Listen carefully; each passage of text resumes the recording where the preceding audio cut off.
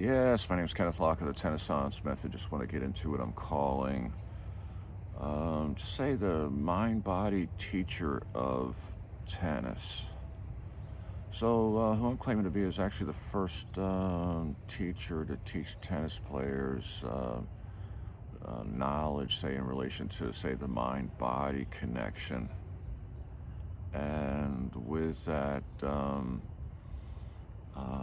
ultimately, with this teaching, I would also provide, say, testing. So the idea that a teacher who ultimately teaches a student and then tests them. Let's see, so, and that would be, again, in relation to the mind-body connection.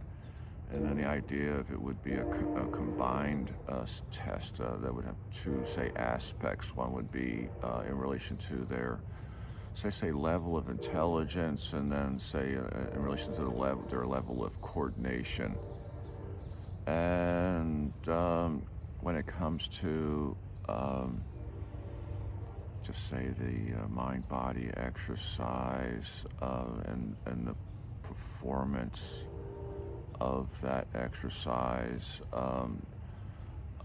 ultimately, what it does require is, say, a student to be able to perform the exercise with both arms and be ambidextrous or ambidexterity. So the idea is that when it comes to, say, again, like the body, to test their students' level, test them, determine their level of coordination.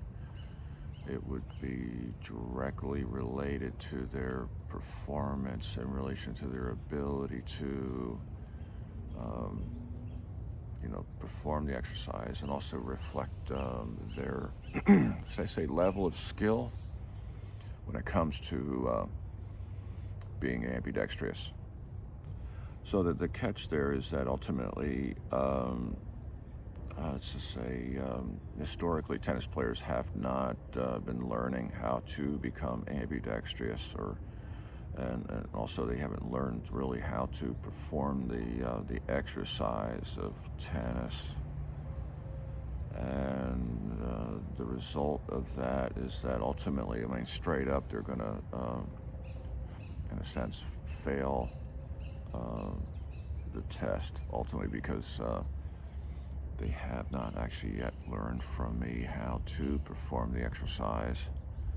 Without learning how to do that, they will completely lack the ability there to perform it.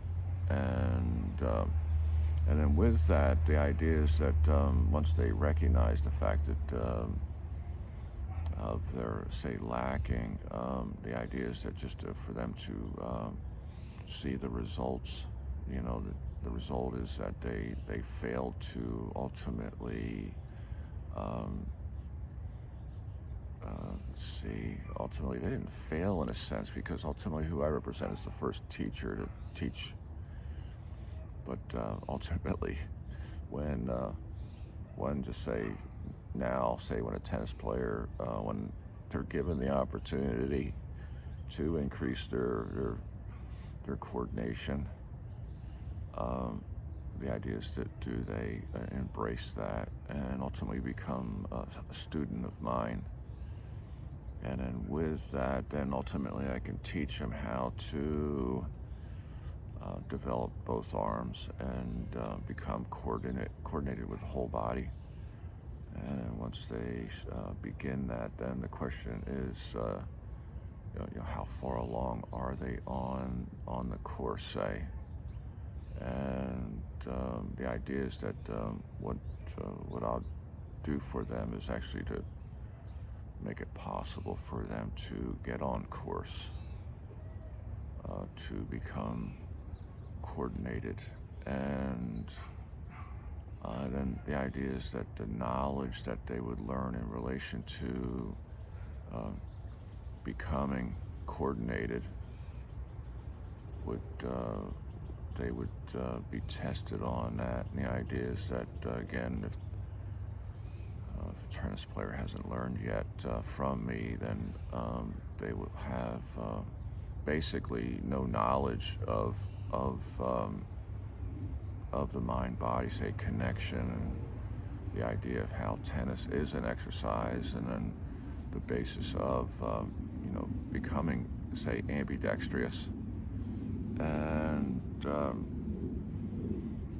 yeah, so and the idea is that so that it's a combined.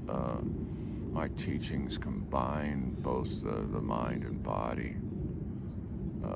It integrates the two, and ultimately, to connect the mind and body, you have to make the connection and then kind of maintain the connection.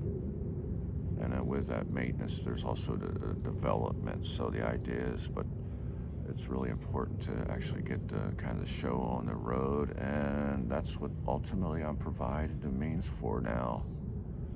And the whole basis of, to say, the renaissance of tennis for the 21st century, this opportunity is now being made available.